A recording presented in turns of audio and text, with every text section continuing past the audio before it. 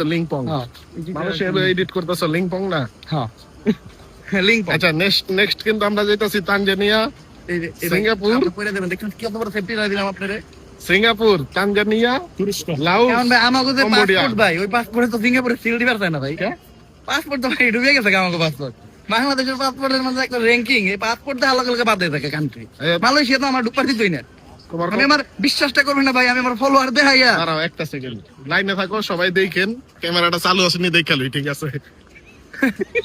বিশ্বাস করেন না ভাই, আমি আমার ফলোয়ার দেখিয়া, ফলোয়ার দেখার পরে মানে ওই যে ওই কি জানি ওই ইতে যারা বহে মানুষের রিঅ্যাকশন কিন্তু পাসপোর্ট দেখে, কিন্তু পাসপোর্ট দেখে মনে করেন ই করছে। পরে আবার কইলো যে না ঠিক আছে, ট্রাভেল করার জন্য তুমি আসছো, আসলে তোমার ছোট্ট একটা ইস্যু ছিল, এটা সলভ করার পরে তুমি যাচ্ছ, ঠিক আছে?